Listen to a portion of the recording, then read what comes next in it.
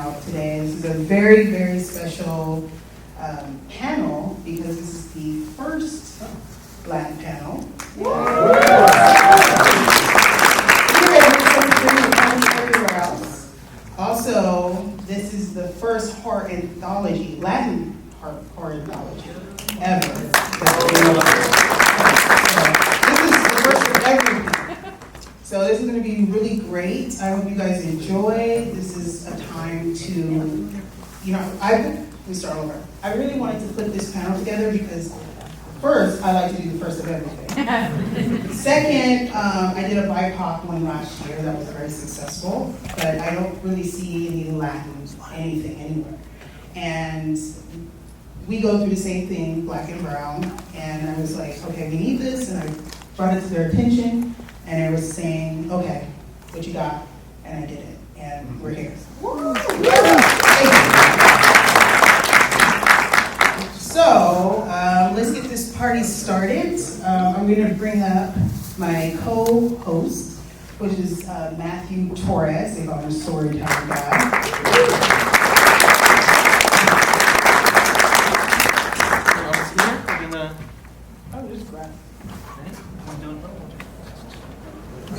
Hi everyone. Just want to say thank you guys for coming. I'm so excited that you guys are here. This means so much to me. When she approached me with this, she's like, do you want to do this? I was like, it's not a question whether I want to do this. I need to do this. I'm so happy that you guys are here to witness this. We are going to have a great banter. We were having great banter before. And just honestly, guys, thank you so much for coming. I have a giveaway too at the end, so stay tuned for the end when you guys ask questions. And yeah, Satanic Hispanics is the first Latin horror film, anthology film, and to see these directors and writers and people here go from kind of indies to keep working our way up and up and up, and the fact that, we have Demi Rugna, who worked on this movie, and Mike Mendez, and for all the millennials here, Efren Ramirez from Vote for Pedro from Napoleon Dynamite. It's 20-year anniversary. I feel old. I think the movie came out when I was in middle school. And yeah, just to have this panel here. I will say though, I rant, I talk a lot. She's going to reel me in when I talk too much, when all of us talk too much, because it will happen. So just be aware of that. She's doing her job. We asked her to do this. Tell us to shut up. We talk too much, okay? So, very excited. We're going to keep it very, very real. And yeah, let's do it. I'm excited. And afterwards, you can ask questions. So if you have them ready. Once in a lifetime right here. So let's get started. The first guest coming up is a writer-director, horror comedy, Wine of the Dead. Also worked on Nightmare Cinema with Guerrero and Joe Dante. Also directed the recently released thriller, The Inheritance. He was the dead Cuban in The Hammer of Zanzibar, and so the director of Satanic Hispanics. Let's welcome Alejandro Brugues.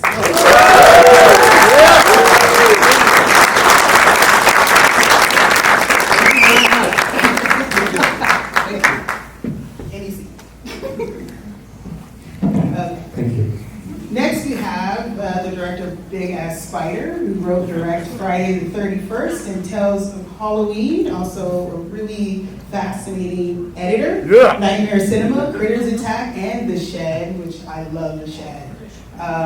He was also in Malignant, and he played Gus in The Hammer of Zanzibar. He did the wraparound story, The Traveler, in Satanic Hispanic. Let's welcome Mike Madman Mendez.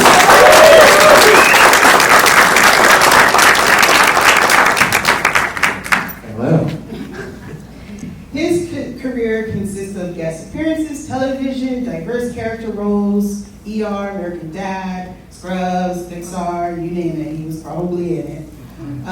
We know him as Pedro from Napoleon Dynamite. He stars in an upcoming horror thriller with Danny Trejo called Seven Cemeteries. Look that story up, it's really cool. Vote for Pedro. Let's welcome Efren Ramirez.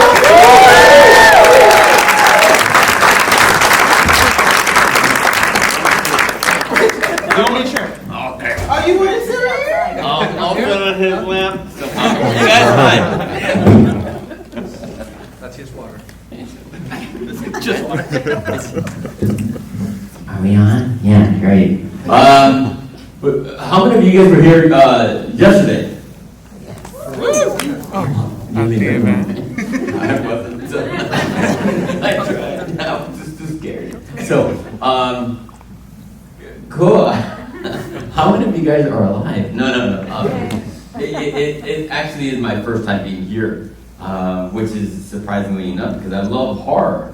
But the fact that we got invited here today to speak not only on this panel but with you two, and to be with all of you guys here today is wow, pretty cool. Yeah.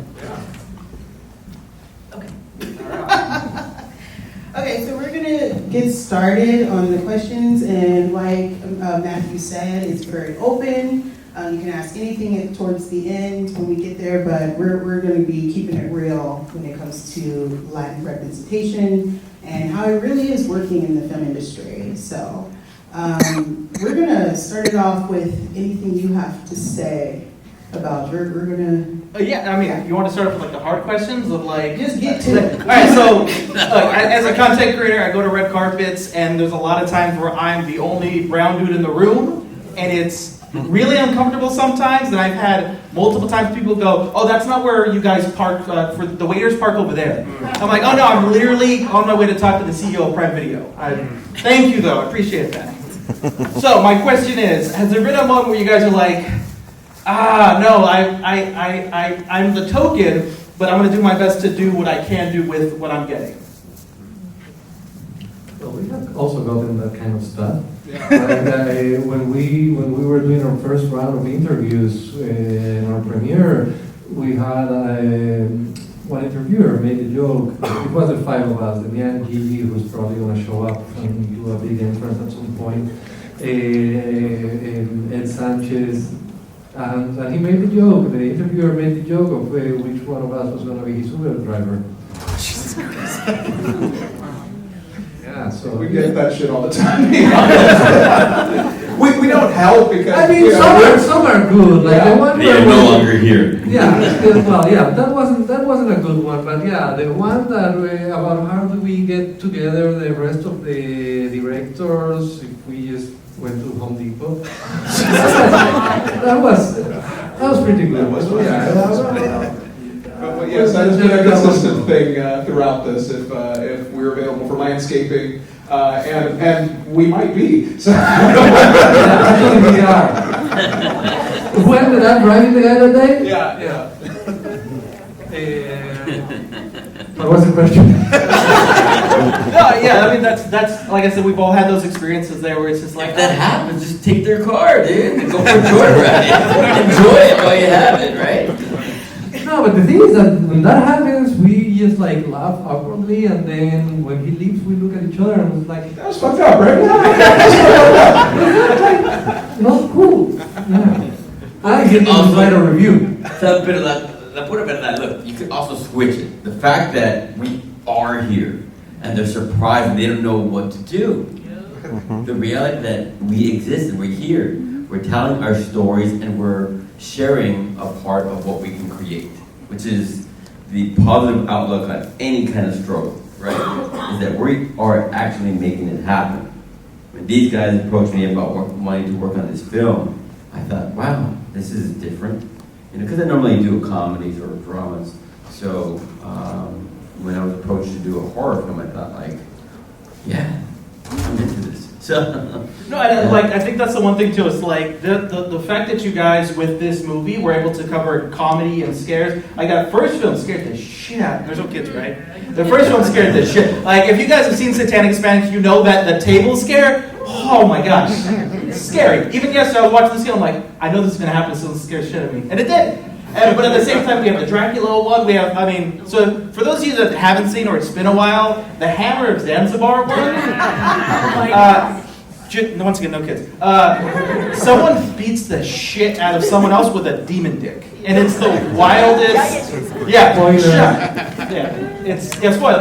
It's been out for 2 years. But the fact that was there a point where you watch this like going, what the fuck? but like in a good way. Okay, so first, I think we have established that Efren is the optimistic one here. So it's good that we start with me. I'm gonna be the downer. We go up. Yeah. What was the question again?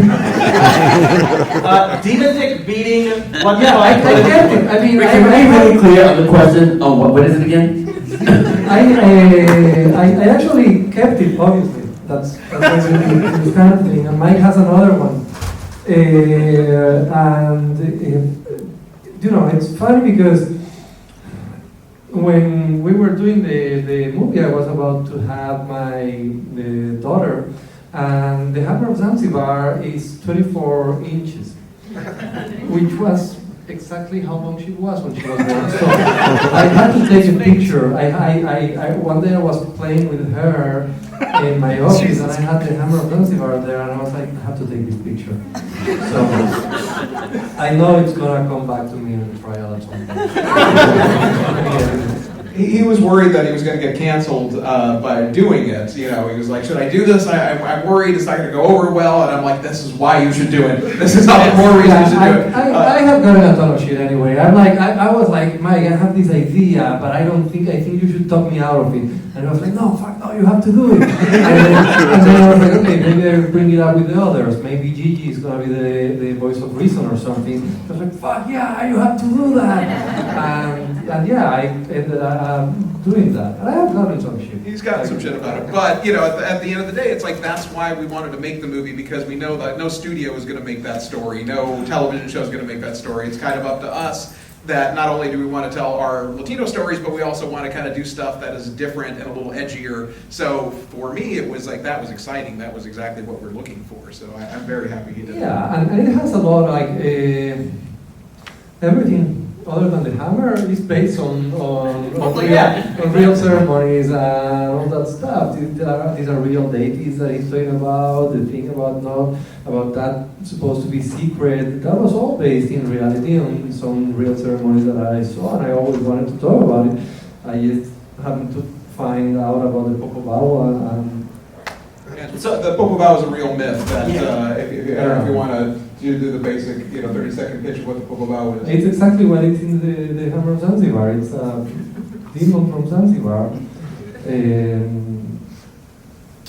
Well, it has a Wikipedia page. You can look it up. Essentially, it was way worse in the Wikipedia page because it fucks you, and then you have to say, or if not, it keep coming back. And we were like, okay, maybe skip that part. I think there was a draft where it was supposed to say. Mike. Really, this is going great. It's 2 questions, and we're already doing the deep thing. Mike, you had a quote in Screen Rant that I thought was important. You said, filmmaker autonomy is super important to us. It was a matter of trusting your filmmakers and trusting that they were going to do a good job. Does this also reflect that your outside work where you feel like you have to do your good job because of your reflection of who you are as a the Latin community, and you wanted to reflect that into the work for Satanic? I would say particularly in this film, we felt we had an obligation. This was the first all-Latino horror anthology. I'm of the opinion Latinos make damn good filmmakers. And I think we have people like Guerrero del Toro or Alfonso Cuarón that can back that up. And I felt that there was a wonderful pool of very talented horror filmmakers that I wanted to draw from. And absolutely, autonomy was one of the key things that we wanted to give everyone the chance to do it, because we want to represent, we want to show a side of our culture that has never been seen before, whether it be legends from certain countries that may not be as familiar, because everyone always goes to Chupacabra, La Llorona, things like that. But there's, Latin America is huge. There's so many different things, and we absolutely wanted to not only represent our own cultures and our own heritage, but let filmmakers really make badass stuff to go like, hey, we're Latino filmmakers. We're one of the as far as like people of color, like one of the least that actually are above the line as far as writers, directors, and in front of the camera, and we wanted to change that. We were just like, that's not cool. LA is like 40% Latino. the amount of writer-directors that are above the line that, work in the film industry is 4%. It's like, that's not cool, and so even if we had to do it on an independent level, we felt we should, just because no one else was doing it, so. I would tell him, like, all the time, Mike, we cannot fuck this up, because let's face it, there's a big chance we will. But yeah, we were conscious, we had to do a good job. I mean, a good job, as good as we can. As good as we could with no money. Yeah. It was Gigi, who, this is a quote from Screen Rat, Screen Rat. She also said, we all know each other, but it was neat to see what it means to have the freedom to just create because we don't get that enough. And I just thought that was important. That was kind of like one of my reasons why I was doing some research was like, you're right, like there's a majority, when I go to the movies and I sit down, I mostly see the Latino community. And I'm just like, well then, on the film is like not that much, and so I'm trying to figure out like that. But if we're in there, we die first. So the black people mostly. So we don't last very long in the movie, but it's kind of changing. But we would always say yes, the black guy or black person always dies first, but the Latino's not even in the movie. No,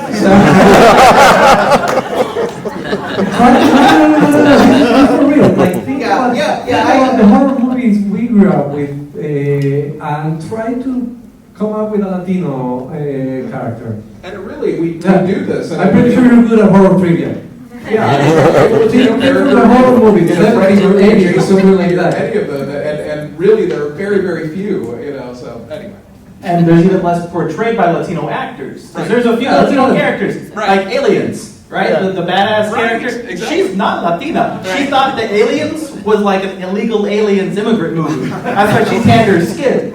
Swear to God, she showed up to set with that. They're like, oh no, xenomorph aliens, not Mexicans. And she didn't get up, so they kept her. But yeah, it's even those kinds of movies, we're just like, we're there. We're not It's true. there. I mean, she did awesome. Yeah. But yeah, it's true. But you compare it to something like Scream 5 and 6, Right. where there's a black brother and sister, and there's two Latino sisters, right? And so they're like, oh, previously we're going to represent that, like, what the hell? Let's say they're both half white. Like, this is fine, And you keep moving forward, and we keep getting those characters. So, like, yeah, I grew up in the 90s, and yeah, there was no representation for us. But we're getting there, and we're still into movies like this. We owe a lot to Jenna Ortega, apparently. That's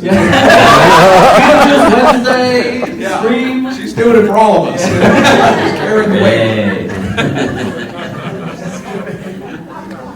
During your careers, do you believe that it's changing more often now that you start to see, more of yourself into these films, or do you feel like it's still a problem? No, I'm not seeing. It's a tiny, baby steps. It's a tiny change. There is a tiny. There are like Scream. Yeah, Scream is a good. Yeah. You have Scream and that kind of thing. You have Abigail. You should watch it. But yeah, it's very small. I mean, it's happening. It's not happening fast enough.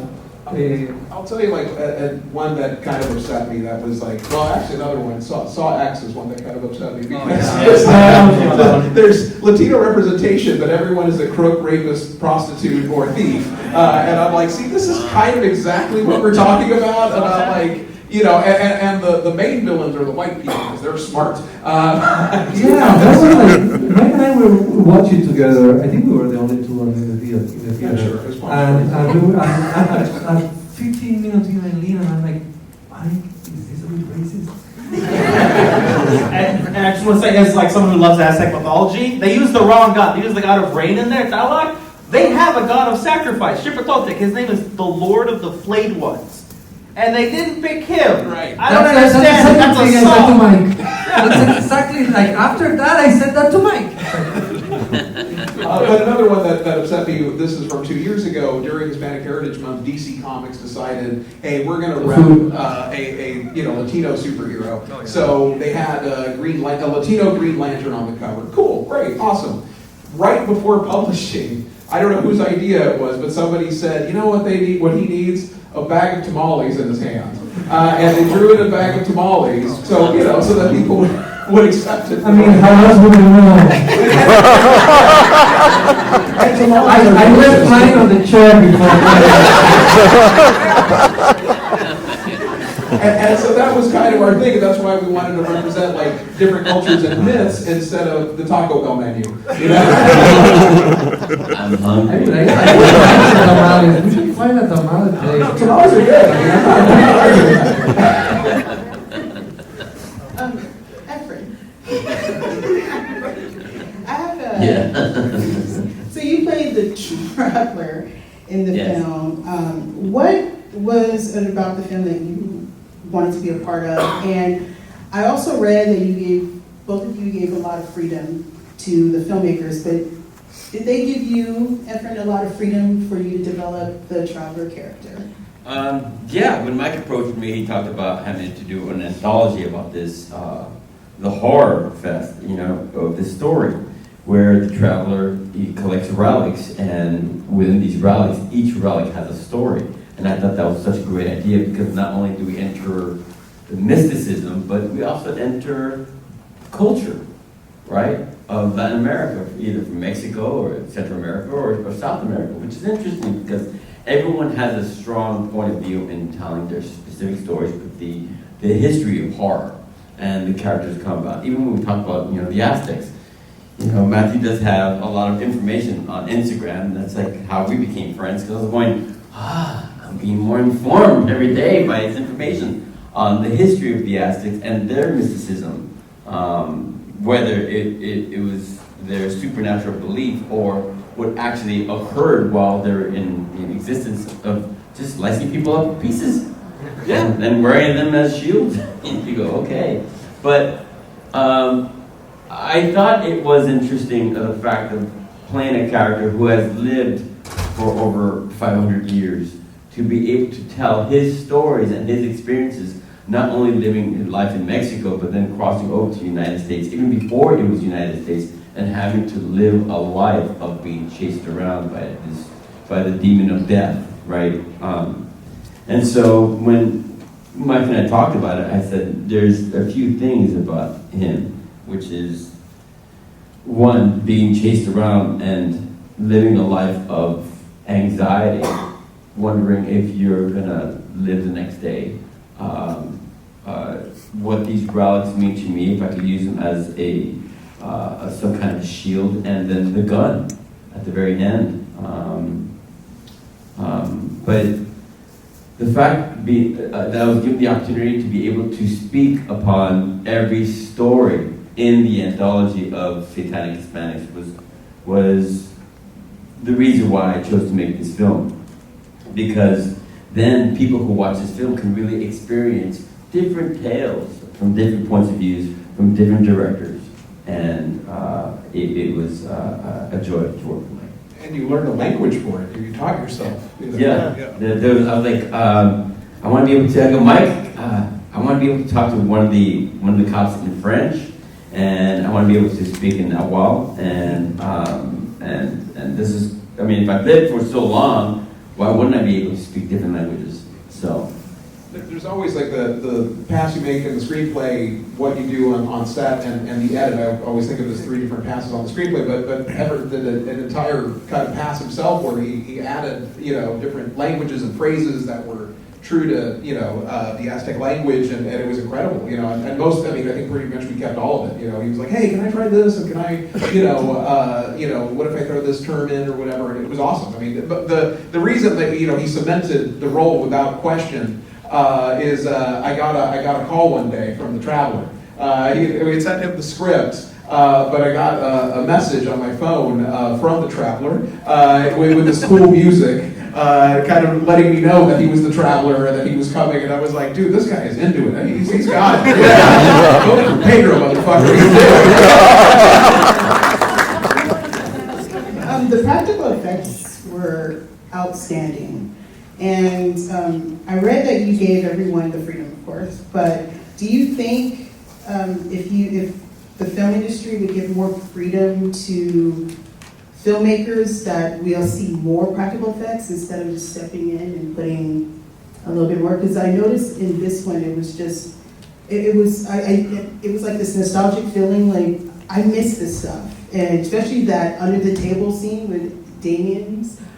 I just screamed and hollered, and it was still coming at him. The fingers broken and everything, and each one was just amazing. But you gave that freedom. Do you think it would change from your experience? I don't know if it's a matter of freedom, because I mean, I think you can always make a good case. You can try to make a good case about going practical in every project. I think New Alien is practical, so I don't know. You can. I think you still can do that. The thing is that I mean, obviously, practical is better, and we all love practical. But it's also trickier. Like you usually need the budget, you need the time, you need to know how to do it, so it doesn't suck. But so I think it might make executives a bit nervous, but you can always make a point about it. Yeah, I don't know if it's a freedom thing. Well, what was cool about it was that it wasn't anything we ever discussed. It wasn't a thing of like, you got to use practical effects. It was just solely that we picked filmmakers that had similar sensibilities to us, that just that's what they wanted to do because they knew it was better. You know, they knew, like, we grew up with The Thing, we grew up with The Fly. You know, we have, whether it be Rick Baker or Rob Bottin kind of going through our veins and in our minds. So it wasn't something that we all agreed on. Like, the only thing we said is like the aspect ratio has to be 2:3:5, so it's a uniformity. But that was like I said, let them do whatever they want, and he. Yes, he was I was bastard who pushed that. But anyways, but as far as effects, it was kind of like do what you wanted, and I think we just sort of knew that most likely they wouldn't go digital because we probably couldn't afford it anyway.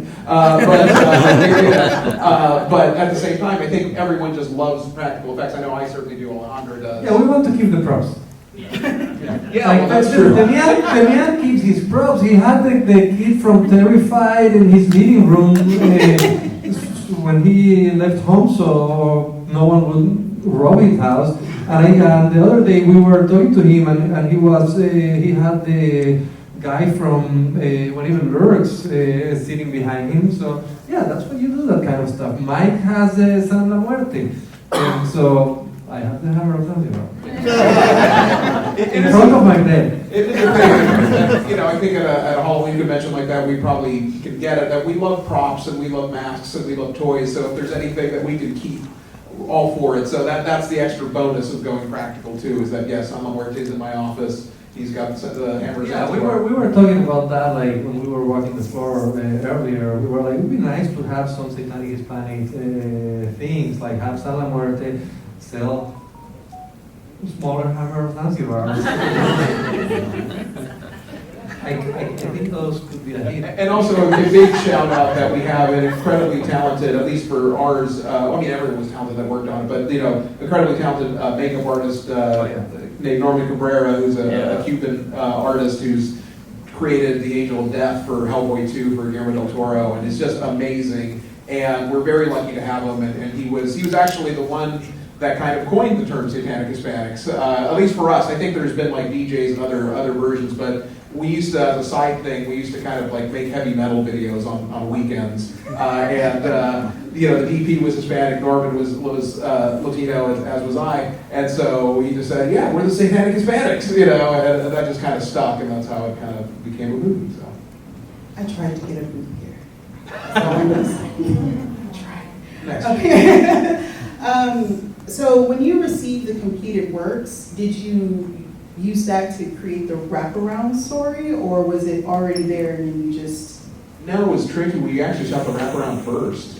So yeah, I just kind of, had to kind of pressure everybody. Like, even the screenplay. Yeah, we wrote that first, and we had to kind of pressure everybody. Can you just tell us what it's about so we can kind of, sort of, because, sometimes the intros are a little, as far as like, it's not exactly describing what happens, but it's close enough, or at least it's vague enough that we can kind of buy it. So there was a couple things we would do that we would ask the filmmaker to either base it on like an object, so that it's like an object he can have in his bag. So the wraparound was written before everything else, so we were like, Ed, what's yours about? I think I'm going to do something about vampires. Okay, good. And for like Damian, like he had given us a rough outline, and then he wrote the script and he changed the character's name, and it was like, no, use Gus because that's what we shot, So he's got to be called Gus.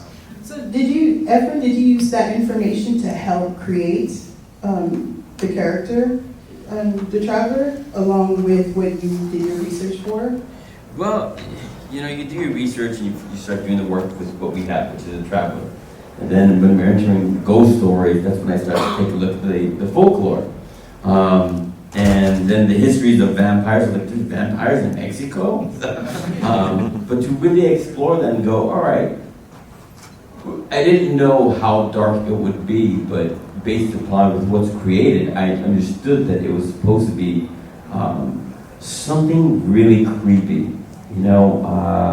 And I even asked Mike, like, where are we going with these stories? And he was like, okay, this one's about a witch, and then of course with Gus, it's very the paranormal, and these are different worlds that we don't even know much about, that we have yet to explore. So I thought, even in the life of the Traveler, there are certain things that he did not understand, and that I played true to whatever that moment was.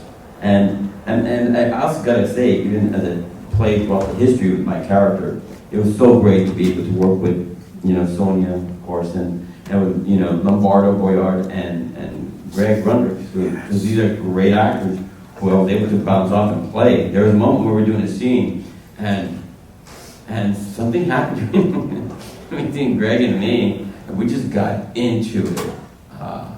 Is it the fuck you scene? Yeah. Fuck you. Yeah, no, fuck you. No, fuck you. Yeah. And then Mike goes, cut. I went, dude, you're right. He's like, yeah, you good? Yeah, you're good. And I go like, I don't know what you guys did, but can you guys do it again? Yeah. Yeah. So. Okay. The Hammer of Zanzibar. Sorry. Now, I did my little research on some mythical creatures, and I found out that it's kind of based on this thing that Screwman. I can jump in that. You can. Yeah, You so wanna go ahead the because it's Popobala kind of is an like African, explain. it's a West African folklore story of a, pretty much, it's not a demon because they didn't have demons, but it's a monster. And it flies in and it has its way with We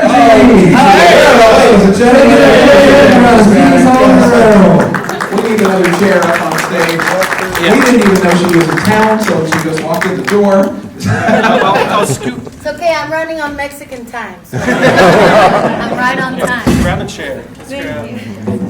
Here. Introduce yourself. Get up here. Introduce yourself. I'll continue the guy that rapes monster things. Yeah, we're explaining to her. Yeah, we're talking So about you came in at a good time. time. How are you? She really didn't know this was happening. She literally texted me while I was sitting there. She's like, I'm here. Hi. Never ran so fast.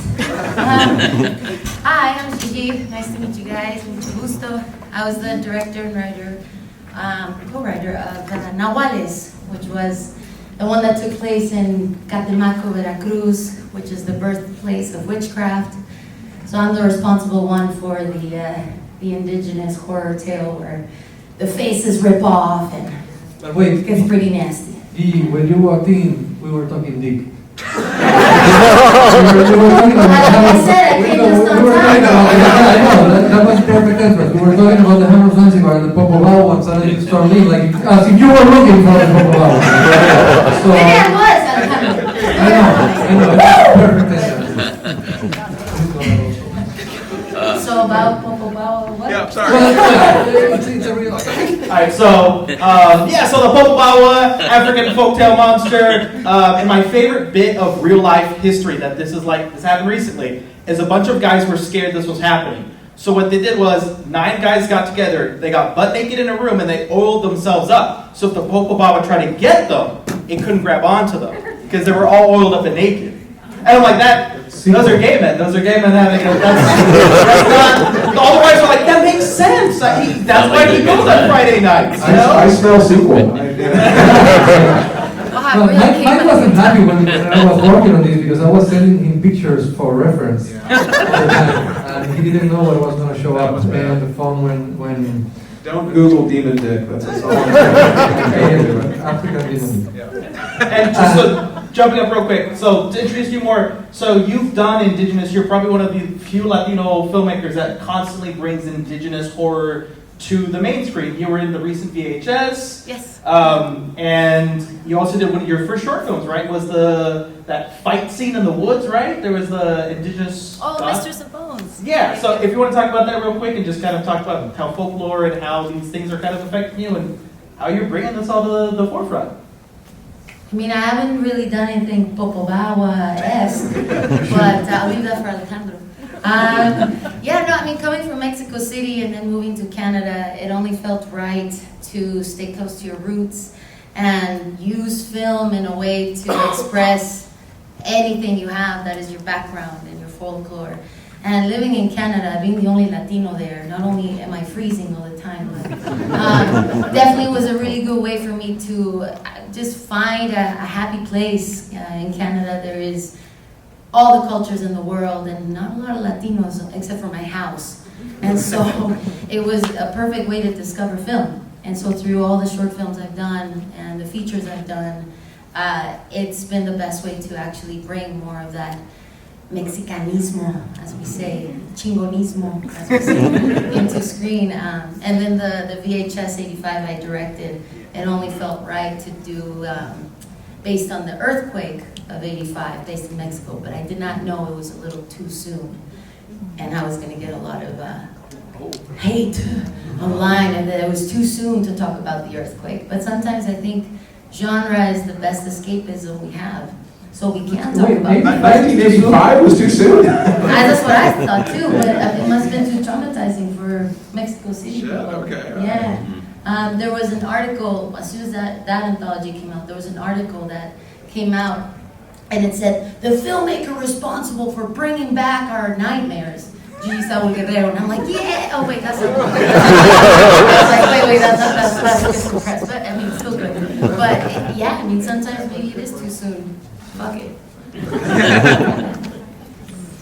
I haven't been able to stop thinking about those 9 old guys. I think I'm gonna have to. I was curious, how did you get going?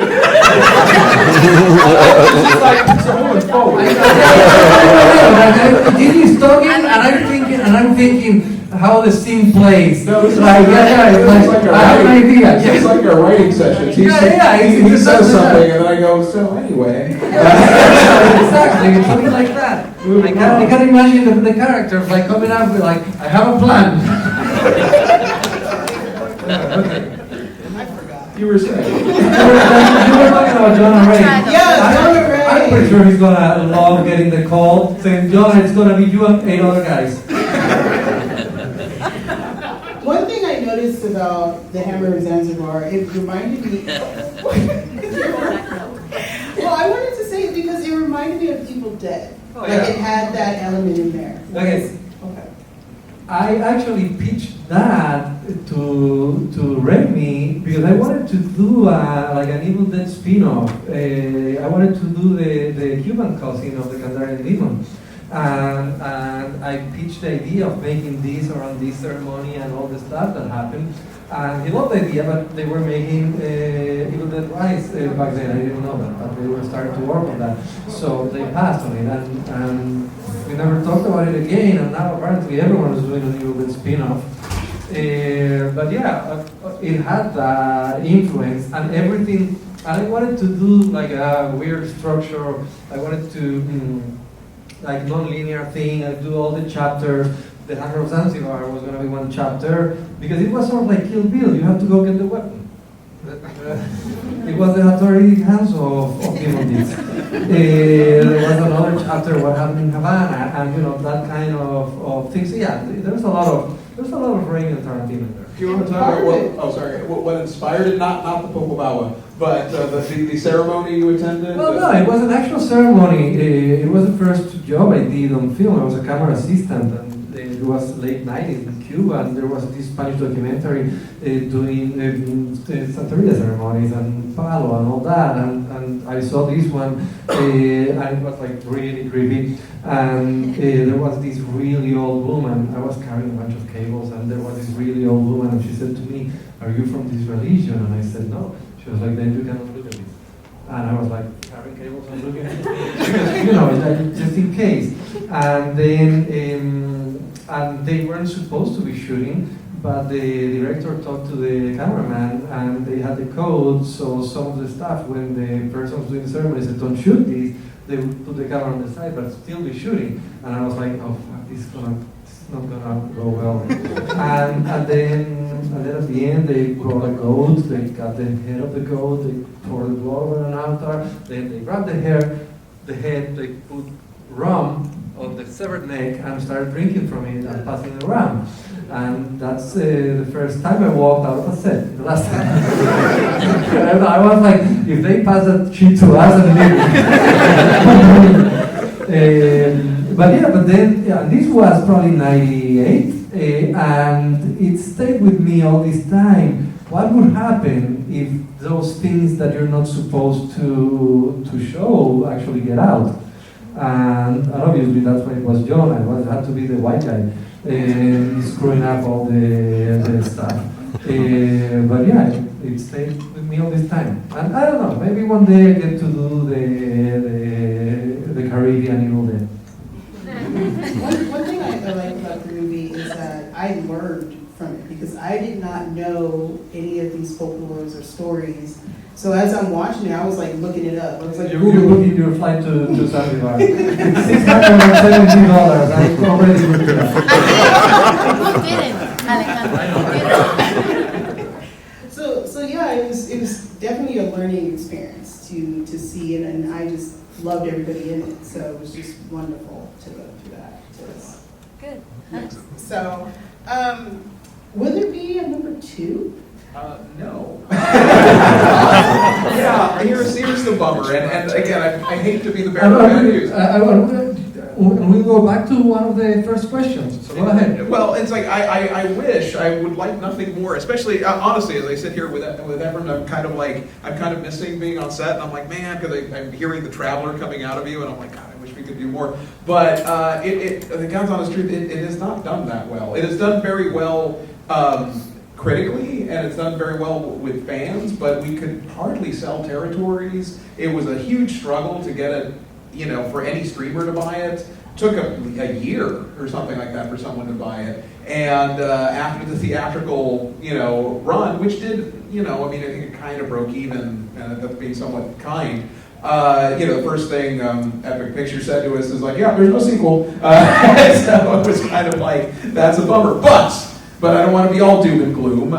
We're still very committed to the cause, and we would like to kind of make feature versions of perhaps some of the stories, or work with some of the filmmakers to make features that we would produce and kind of collaborate and kind of make, a series. They won't necessarily be Satanic Hispanics, but you'll know, of perhaps working with some of the other filmmakers and kind of expanding that. So it's not going to die completely. We still want to do stuff, and we still want to, kind of push the Latino, representation agenda, and we will. That's kind of a given, no matter what, whatever we do, just in casting and things like that. I think there's always going to be a certain element, but yeah, sadly, there will be no Satanic Hispanics too.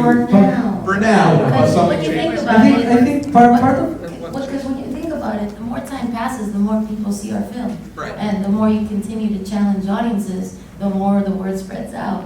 Like even we're talking about this now. How long after? A year and a half, 2 Yeah. years, and we continue to talk about it. Like, well, that's how I found out about this panel. I saw your Instagram post. I'm like, I'm supposed to be where? But I'm coming. So I think the more we continue to do that, Satanic Hispanics 2 might come, like Hopefully. maybe years later. I think becoming a cult classic is always a great thing. And who would have thought also such a risque title to be out there? Like a general audience is like, oh, I only want to see Llorona 3. It takes place in the States. But you put something like Satanic Hispanics. I know a lot of our parents were like, I can bear away. I'm sure, right? So It's a rhyme. That's what I told my dad. I was like, no, it's not satanic. It's a rhyme, Dad. Satanic Exactly. Hispanic. It's there because it rhymes. So I think we just have to keep pushing the push for change, Yeah. push for something different. So 60-year-old Efren is going to be the traveler. He's going to be nowadays today in 200 years. One thing I did That want to is after say, me. going back to the original questions, I think one issue that we have with Latinos, and I'm pretty sure they will agree, is that we go to see movies, we just don't go to see our movies. So it's like, how do we get the Latino audience to actually support the Latino films? And it's not just our films. We can point to stuff like Blue Beetle and stuff like that, but it took like 58 superhero movies before someone said, we should do a Latino one, you know, and nobody went to see it when they finally did. And then also, even Marvel, you know, that they had also however many they did, and then finally in like Wakanda Forever, they had a Latino villain, you know, Namor, who was supposed to spin off into the, I don't think it's going to happen. So it's even on that front, it's a little frustrating though. It's like, okay, when even Hollywood does make a Latino movie, it doesn't particularly do well, and yet, you know, Latinos were I think like 30% of the audience for A Quiet Place 3 and you know, Night Swim and stuff like that. So I think Hollywood's like, we don't need to make movies for them; they'll come to ours anyway. So you know, that's another. We culturally we didn't create a culture of going to our own movies like other minority communities. So we have to work on that. I just want to say a few things. So first off, I was blacklisted by Marvel Studios for talking a lot of shit, and especially videos that went very viral. Oh, wow. And I had someone who worked there and was like, they're passing it around, and it's not, you're fine. Correct, I was. I got no more invites, no nothing. They kicked me to the curb. But it's been 40-something movies, still no Latino superhero on Marvel side. I pushed to the side, made videos like, look, it's what it is. If you guys want to do it, you're going to do it eventually. And for the next 5 years, we got nothing. But maybe after that, you know. As for DC and Blue Beetle, I know we all bring up like it didn't make that much money, but counterpoint, happened during the strikes. So that means no one could advertise for it. I didn't even go to the red carpet or the blue carpet for it out of solidarity. I did get to have dinner with Xolo Maridueña the night before. I got to meet his family. That was very nice because he's like, hey, I'm not going. You want to go get dinner? Because at the end of the day, yes, Blue Beetle didn't do good, right? But it is Blue Beetle was never in another movie. It was not, they didn't Black Panther him with Civil War, they did nothing. They said, here is a brand new character with a big budget during the strike. And even with all that against it, it only made $100 million less than The Flash with Michael Keaton. So I'll argue, yeah, Blue Beetle didn't do good, but the Marvels didn't do good, Flash didn't do good. But that's another thing. We got to the Latino superhero when everyone's tired of. Yeah, when it was over. When it was over, then I was like, Yeah, all right, now we'll give you what. And they are keeping it. They are keeping Xolo Maridueña and making the show. No, I agree. I think a lot of things, good things came from it, but I don't think we showed up in the numbers. Agreed, absolutely agree. And it's something that it's like, I make videos all the time and I get blacks, white, Asians, everyone saying like, yeah, Latinos. And my biggest critics, well, I'm Mexican and I don't care. Then shut up. What are you? It's a difference between being Latino and being proud to be Latino. You know, it's you've got to be proud of your people, and it's something that like I always look to the black audience of going, look where they go, look what they're doing. Zoot suits, they created that. We copied it, but we started the Zoot Suit rights, right? Like, it's always this thing, so I look to the black community and go, you know, way back when they said, we're not going to play maids anymore. And that was back in the 40s and 50s. They said, we're tired of being the mammies, we're not doing it no more. So Hollywood went, all right, we're going to kill all the rules. No more maids, period. You guys are lost for jobs. And they said, sucks, it's what we're going to do. And now, back in the 2010s, we have a lot of Latino actors going, I don't really want to play the maids anymore. I don't want to play the housekeepers anymore. And they go, okay, we're just going to kill those roles out. So we're taking the steps, and it's one of those things of it's going to take time. And it sucks, especially for me, like, I get invited to movies when there's a Latino actor in them. And even when there is a Latino actor in them, sometimes I don't get those invites. And I'm like, what do I need to do? I got people with like, I got 120,000 followers on Instagram, 300 on TikTok, and I'll see someone with like 10K followers, and they get invited. I'm like, damn, what the fuck am I doing wrong? But it's what it is. It's what it is, and we're moving up. And so, like, it is disheartening. But to know that, like, we're pushing past it, like, with VHS. That's the first, how many VHS movies have there been? That's the first time we got a Latino director in it, you know? Like, getting this movie. How many horror movies have there been? And we are the first, you guys are the first Latino anthology film? Like, and the fact that he killed this role, man. and there wasn't enough attention to him for the fact that like everyone's voting for Pedro, but you absolutely slayed this role. I didn't know you could be a serious actor. When I saw you, I was like, I saw you telling jokes and all this shit. I was like, I'm fucking wrong, man. Like this could actually make me shut up because. To see you, like I was look at you and the worst you've done with Crank, like we've talked about I love Crank 1 and 2, and you play a gay prostitute in that, and I'm like, that's like vote for Pedro. But then you played this role, you played it so damn seriously, you took it so damn real. I'm like, that's what I love. That when we have to show up, we show the fuck up. It's just the moment we gotta get there. We're pushing it forward. So yeah. It's slow, and we're still not doing enough. I'm the downer. I'm sorry, but yeah. I also have hope for Satanic Hispanics too. Now that I know we can pitch 9 old guys. I got an idea for the poster. Well, I want to end on this. I have to say, anything is possible. We just got to keep going because I want to say that because I interviewed Damian Bruna and Eduardo Sanchez about the film, and I wanted to meet them, and it wasn't going to happen, and I put this together, and I'm sitting up here with them, and I'm so honored. I really am. Thank you for doing it. And so anything is possible. We just got to keep working at it. And any last things you want to say? No, I just want to say thank you to you. To me, it's like I said, all this Black Brown unity, it's so close to my heart. So I was part of McDonald's first Spotlight Dorado, their first major film festival. They're the first big billion-dollar franchise to do a Latino film festival. First one was great. Second one, we're not talking about that one. The first one was great. They paid a lot of money. They brought Latinos in and everything. And when they're talking in this room full of all these filmmakers and Latinos everywhere, who gets on stage to say this was their idea? It's a Black woman. She said, I'm an executive at McDonald's. And I knew when we had to do something, we look at the money, we look at the market and go, Latinos need this. And I've talked to people that are very close to Ryan Coogler. And it was his idea to go, Latinos need Namor. They need this. And he was fought against that, and I'll tell you that. There's a lot of things to argue about Ryan Coogler and how he loves Latinos, but you look at the Creed franchise, you look at what he's doing, he's always. So there's this Black Brown unity that I want to say, like, with me and you, it's for you to approach me with this. After you watch Satanic Hispanics, you were like, what the fuck are all these monsters? What's a Nawali? Like, what's, So to me, I'm like, that's what I love this, that we were able to get this on stage with help from you guys. So, yeah, thank you to you, thank you to everyone on stage. I'm very excited that we all got this. Thank you everyone for showing up. Yeah, thank you.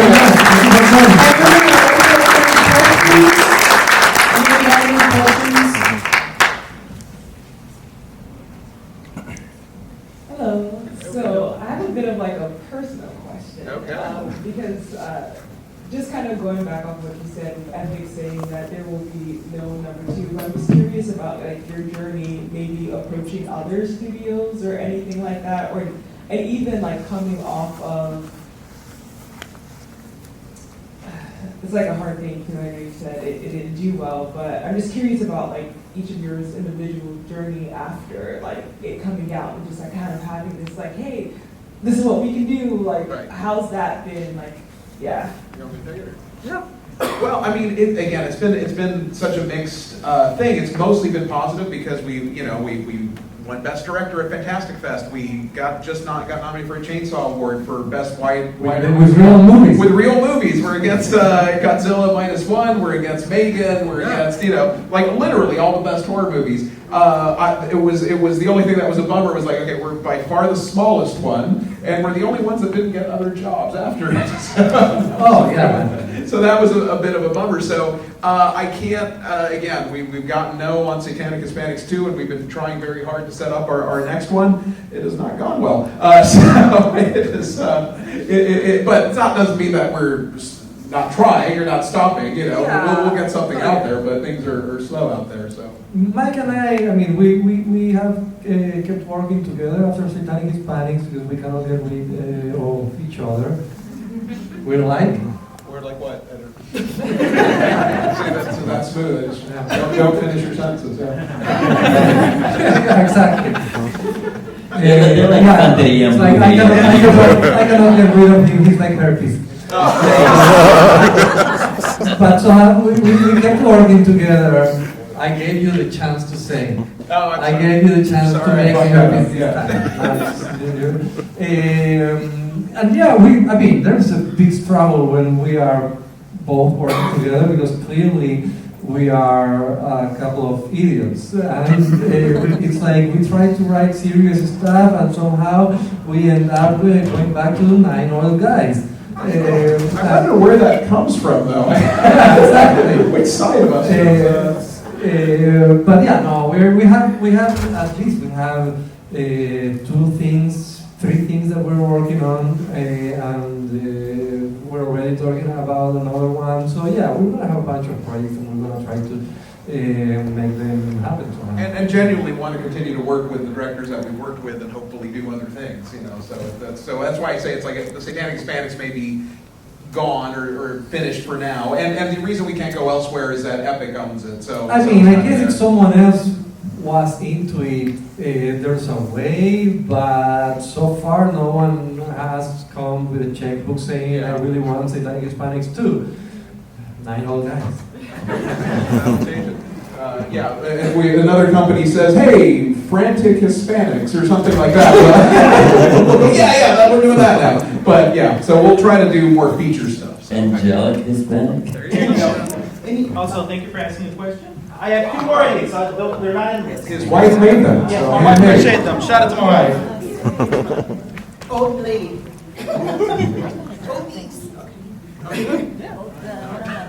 Oh, actually, we did so once. Wow, this is wild. Mi nombre es Anka. Nice to meet you. I was so fortunate to actually be able to see Satanic Hispanics in Scottsdale on the film festival because I'm currently right now a third-year PhD student, and I heard about you and I was like, I have to go. So I literally took like everyone from my cohort and my professors, and we all went, and we were like all Latinos, and it ended, and we all looked at each other and were like, holy shit. Thank you. That's awesome. So I just really want to thank y'all because that's what my focus is on, is Latinidad and horror and monstrosity. And now y'all give me the perfect video to literally bring to the classrooms at ASU and say, hey, look, this is where Latinos belong. We belong in horror. Look at this beautiful blend of humor and horror and scare and everything like that. So I just genuinely want to thank you all for the opportunity that y'all have given me to literally bring Latinidad and horror together in my classroom and talk about the future generations. They're in college, so I do warn them. Okay. I do warn them. They're fine. They're down for that. Well, you rock. Thank you so much. Thank you. That means the world. But I was really wondering because everything that y'all have today, I can't imagine what y'all have gone through. Knowing everything you know today, what inspiration do y'all have, or wisdom, or knowledge that y'all want to share with this audience of future Latino actors, directors, especially female Latina actors? Oh my gosh. So that's my question. What is y'all's words of wisdom for the future in this room and beyond? Don't wait for permission.